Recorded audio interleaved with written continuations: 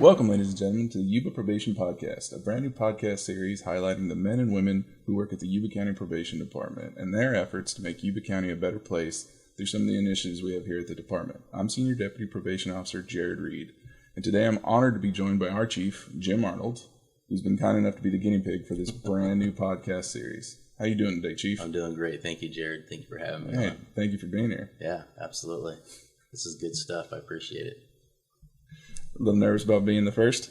Not really. Okay. This is good. This is good stuff. This is what we talk about. We talk about being creative in probation, right?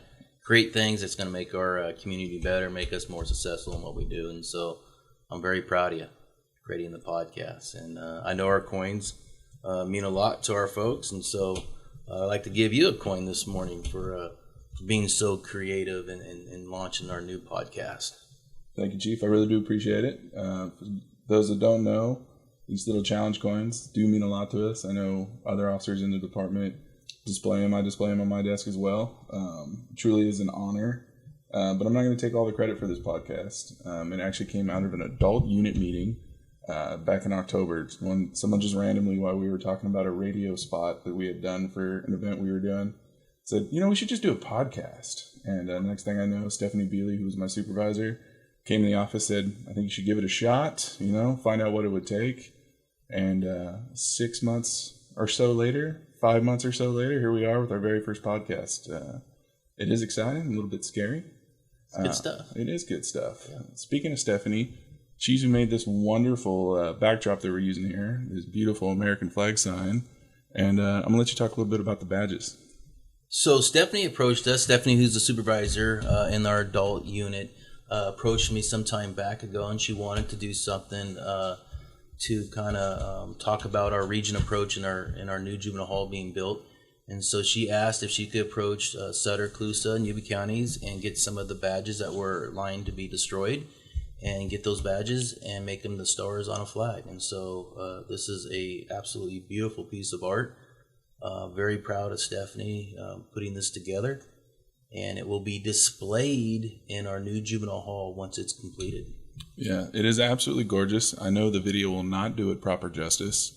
And I know probably on the cameras it's hard to see, but there are actually 50 badges there, and they are representing all three of those counties, including, I'm looking here, I can see Sutter County gave us a supervising probation officer badge too, which is kind of cool, a little different. Actually, looks like they maybe gave us a couple of them. So how long until that brand new juvenile hall? Right now, it's anticipated May of 23 is when we'll be able to occupy. Okay. And when did this project start? Almost 7.5, almost 8, maybe closer to 8 years ago. 8 years. 8 years from concept to hopefully, or 9 years if you had another year. Yeah. 9 years from concept to actual occupancy. It's been a long process. Been a lot of hurdles to that project. Mm-hmm.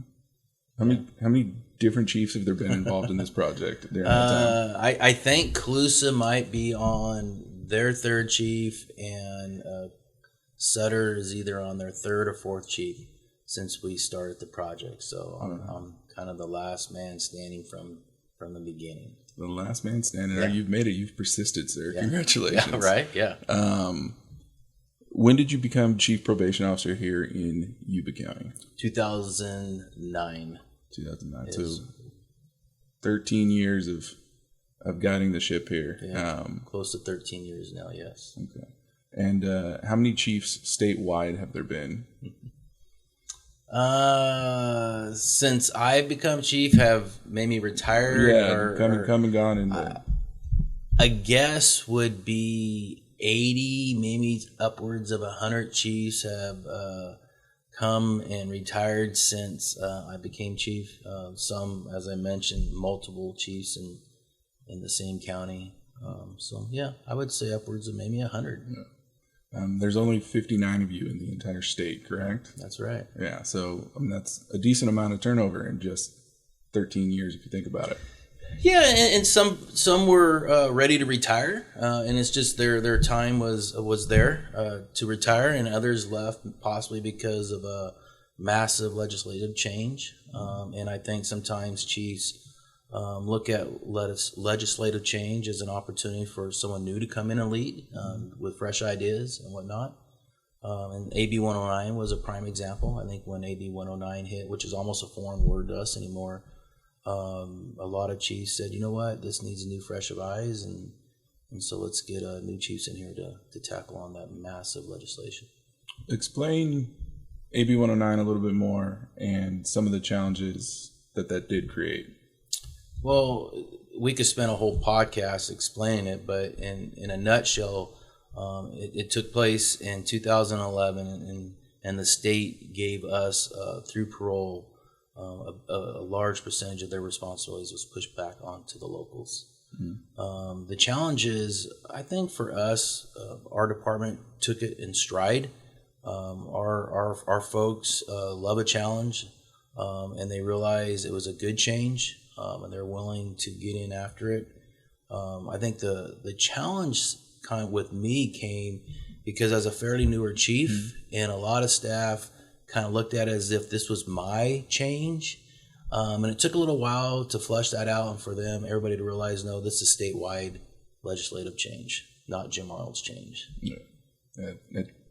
You probably would have preferred 2 years in as a chief, still relatively, finding your footing to not have to completely rearrange all of what we do for supervision for the most part. I mean, it created whole brand new processes and everything. Can you think of a more impactful legislative change, in the history of criminal justice? No, it's the biggest change in the state of California has ever had in the criminal justice system. Yeah. And it's, forgive me if I'm wrong, as far as I know, in my communications with officers in other states, like when we're transferring offenders, it still is mostly just a California thing. I don't believe other states have taken on supervision at the community level like that. Not as big as we did it, no. Okay. I'm sure you'll agree with me, working at the Juvenile Hall is the best way to cut your teeth in the probation field. There is no better way. I enjoyed my whole experience over there. It taught me a lot about the criminal justice system. It taught me about behavior. It taught me how to build relationships with clients, meaning our youth, but at the same time their families. I cannot tell or express enough what institutions did for me in my career and how much I respect for our folks that work in our institutions. It is a different environment, and it takes really outstanding people to work over there. We have outstanding people out there. I started also in the hall, and I definitely agree with everything you just said. A lot of lessons are learned inside that juvenile hall. What was the daily population like when you started at that hall? It was common to be in the 50s, and I remember coming in multiple times and being in the 70s and having kids double bunked. And it was common to have at least a dozen, maybe to 15 kids penning the youth authority, CYA at that time, later called DJJ, and now it's us. But yeah, I saw it as high in the mid-70s. Gotcha. Which just an absolute nightmare for staff to mitigate these issues. It was crazy. So it teaches you how to build relationships, yes, and teaches you how to deal with behaviors and yeah. Right.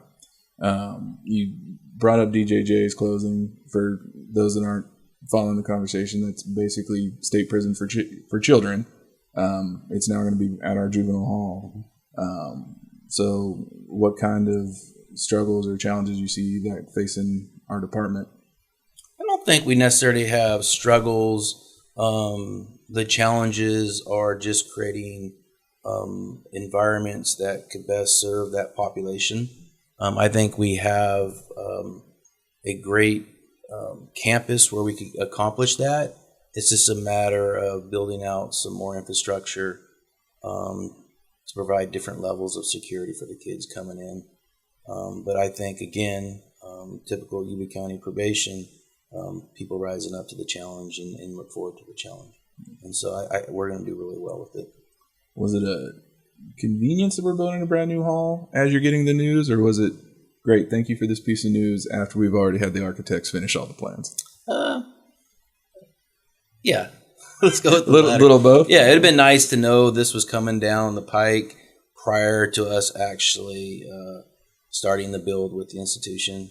Maybe be able to do a couple extra things with it, but we're not in that boat. And luckily for us, we have a secured housing unit that was a part of the build back in 2000, and so we'll be able to utilize that as well, which will really help us. Okay. I know that a large chunk of your career was spent as the deputy superintendent at our Camp Singer program. In fact, I know that you were one of the architects of the Camp Singer program. So I'd like to give you an opportunity to talk all you want about the Camp Singer program, how important it is. I'm assuming that it's still near and dear to your heart, knowing you as well as I do. What would you like to tell people about Camp Singer? Well, so when I got hired as a deputy superintendent, I lose track of time now. I believe around 2000, 99 or 2000, I believe, is when I got hired as deputy superintendent to run what was going to be the Camp Singer Youth Guidance Center. And at that time, when I went over there, it was basically just dirt. So the chief and the superintendent at the time designed the building, had the concept of what we're going to do, and then they tasked me going out and actually writing the program. And it is very dear to me. I have a lot of pride in that program. I think that program has changed many lives, and I think it will continue to change lives, not only here, but it's a regional program as well. It serves a lot of kids in the North region, and it has had huge impacts in our community. And I take quite a bit of pride in that program. How important is not only like Camp Singer and the programs it provides, but just juvenile interventions early on in our community? How important is that? It's extremely important. It's critical to be aggressive with intervening with some of our troubled youth early on. And one of the things that the camp provided us was not only were we providing services to the minors in the camp, but we're providing services to their younger siblings, which really helped maybe stop the younger siblings from going down the path that maybe their older sibling was. We also have the PASS program, Probation and School Success, which is an intervention program on our school campuses, which also helps with that as well. Intervening early on and identifying some kids that might be having some struggles and giving them the sources and resources and the services that they need to be successful. No, it's truly definitely has an impact to get them young for sure. Absolutely. Yeah, keep them out of the system, hopefully. Mm-hmm. So tell me more about you as a person. What kind of hobbies do you have outside of just being a chief probation officer? So hobby-wise, I really enjoy hunting and fishing. I don't fish as much as I used to after my kids were born. I kind of started having to give up one of those two things, and I chose to keep hunting. And so my main release, if you would, is away from my family, is hunting. Though I do a lot of my hunting with my son, which is special for me as well. So I don't have a lot of necessarily hobbies per se, besides my family. But those are, hunting could be a year-round thing, planning your hunts and researching your hunts and getting maps and doing all that. So I really enjoy that. Gotcha. Kind of getting into the philosophy and the science of it is important to you too. Absolutely. Yeah, you were telling me earlier that your son just absolutely creamed the ducks this year. He did. So if you're listening, I'm going to find you, younger Arnold, and you can show me where to go slay the ducks next year. So did you hunt growing up? No. I didn't start hunting until I hunted a little tiny bit in high school. I didn't really start hunting until probably around 2021 is when my father-in-law introduced it to me, and it took off from there. And he was a great mentor for me when it came to that. Yeah. Gotcha. So it sounds like hunting between your son and father-in-law is definitely a family sort of occasion for you. Absolutely. Despite the also wanting to go out and do it on your own occasionally. Yeah. It definitely, family's very important to you. Yeah, and hunting is very important to us. Right. Absolutely. Yeah. Well, it's good to have hobbies together. Kind of impact has being the chief had on your family? It's stressful. I mean, and I've told a lot of folks, staff members that have expressed maybe a desire to be a chief, that being a chief puts a lot of pressure and stress on your family. And you need to be aware of that. And it's luckily for me, I have a family that's very understanding. They understand that sometimes when I come home, maybe being quiet is good. And I think I told you one time there was a situation. My son played a lot of baseball when he was young, and so much so that we actually built a batting cage in the backyard. And it was during AB 109, and I go home, and he wants to hit, and the hitting wasn't going exactly as planned, and I kind of got angry and got a little vocal, and I realized when I was leaving the batting cage, I called it AB 109 him because the stress and the pressure from that, I kind of took it out of him. So that's an example of the stress of being a chief that we have to be aware of and how it can affect our families. And luckily for me, I have the world's greatest family. Yeah. I think everyone would understand being just a little bit stressed. You have employees like me to deal with everything. Come on, Reed, you're good. How's it feel to be probably the first chief in the entire state brave enough to authorize a podcast?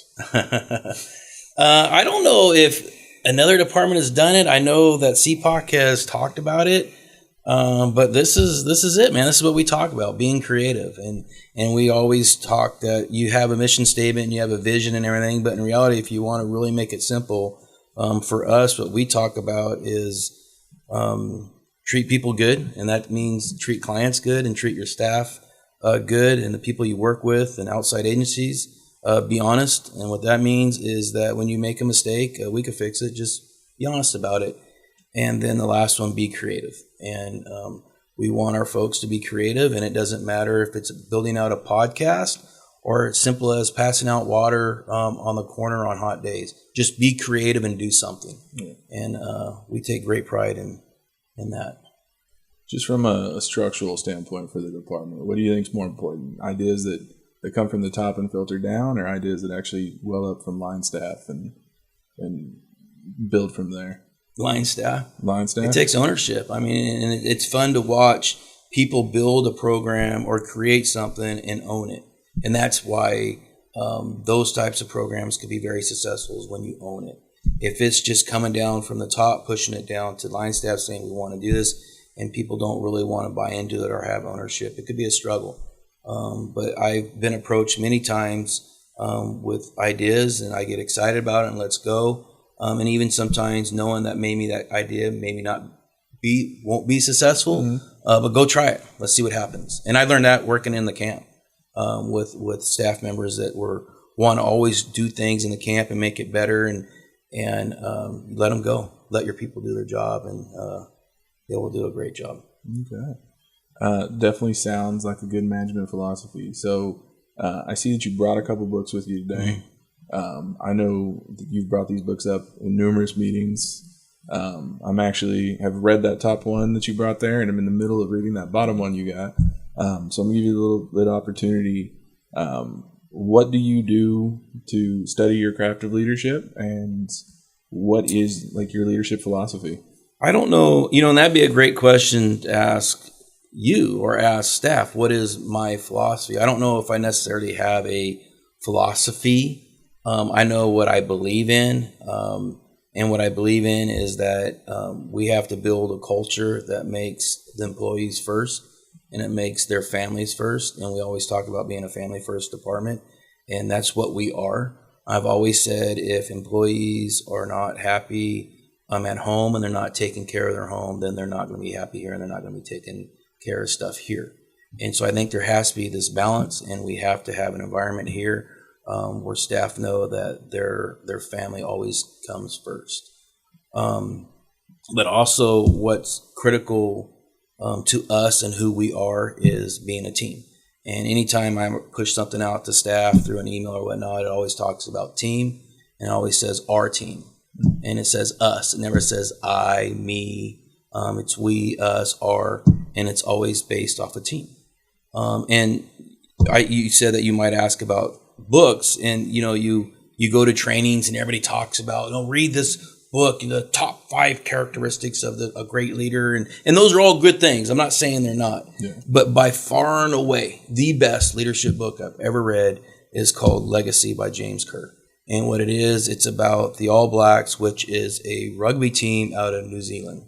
And they were at one upon a time possibly the worst professional organization in the world, and how they became possibly the greatest professional organization in the world. And it talks about culture, it talks about being a team, and how you create that. And it's a phenomenal book.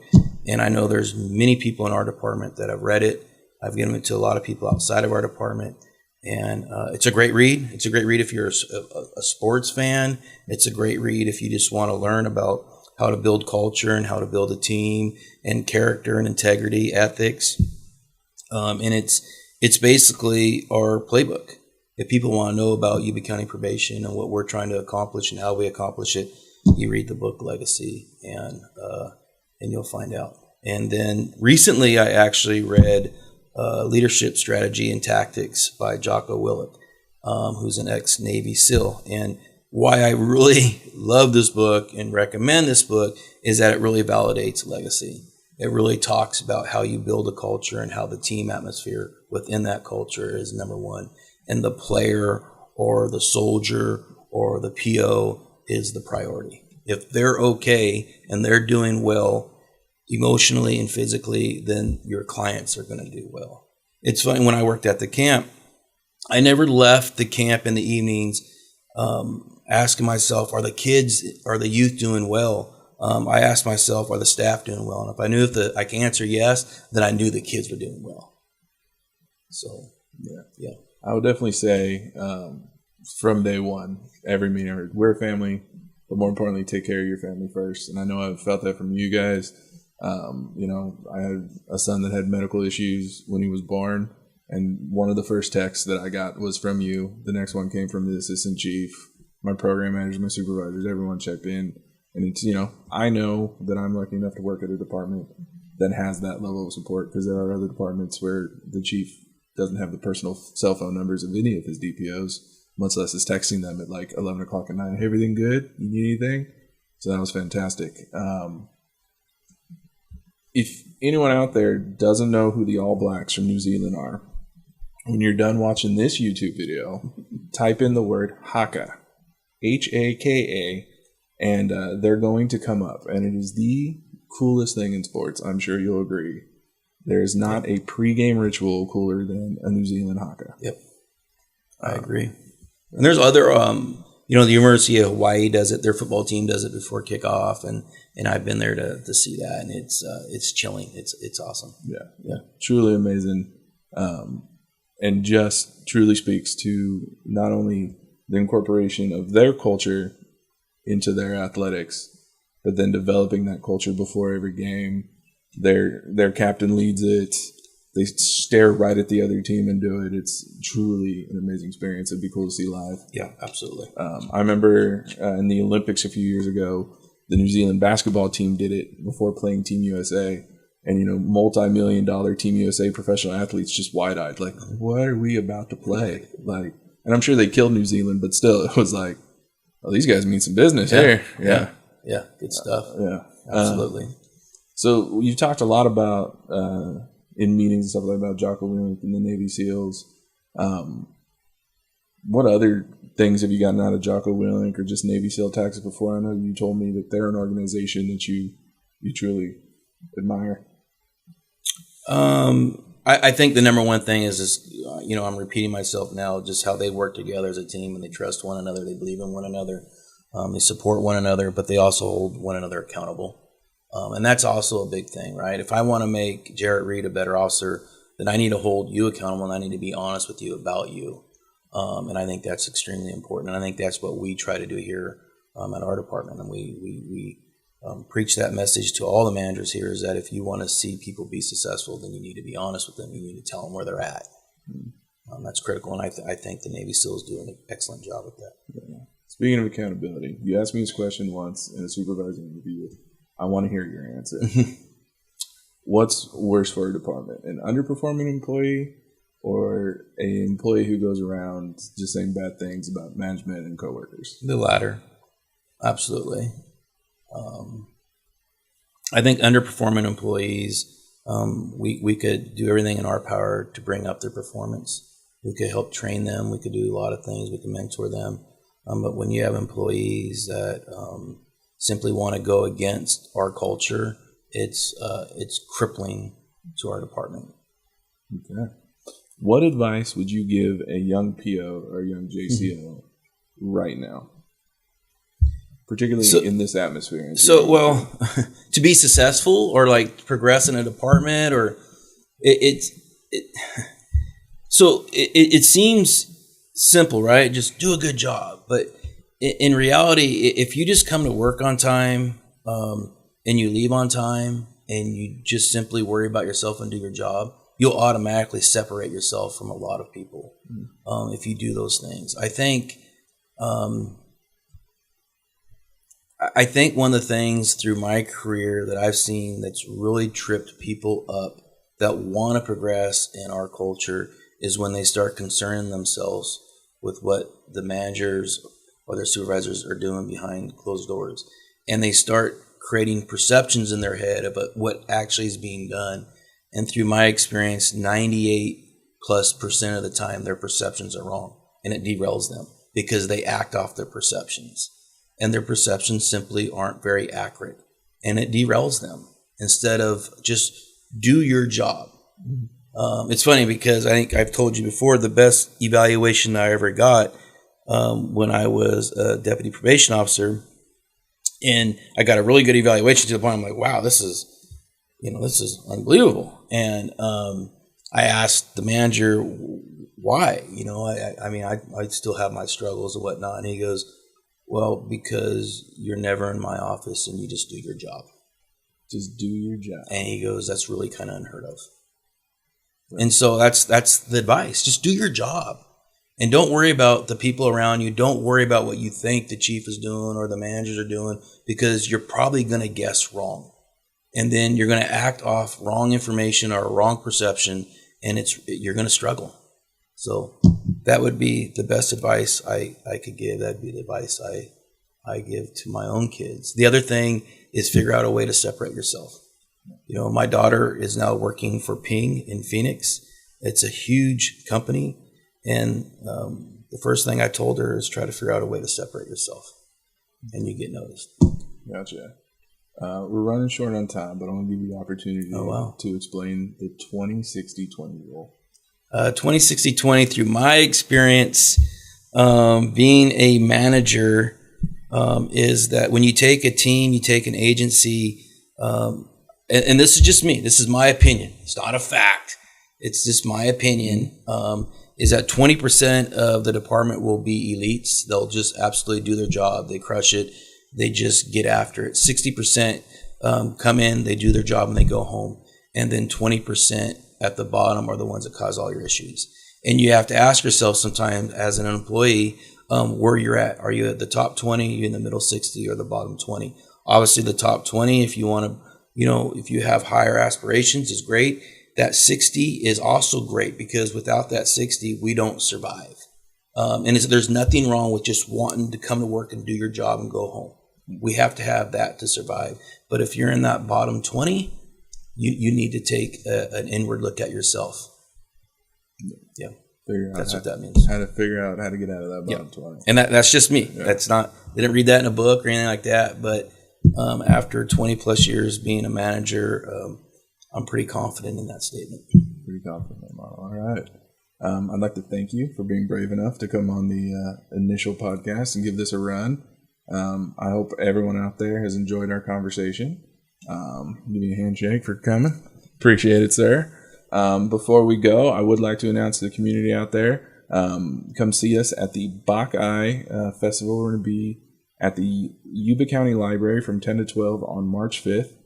Doing some kid games. So if you come out to enjoy the parade, come by the Yuba County Library and come hang out, meet some of our officers.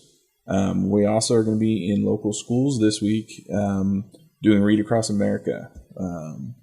A few community schools out in Allfirst, and I know that Veronica, our community liaison, is working on getting us into a few more schools. Get to do it actually live in person this year, hopefully, which will be fantastic. With that in mind, thank you guys for listening, watching, however it is you viewed this, and appreciate you guys giving us a chance. Thanks, Jarod.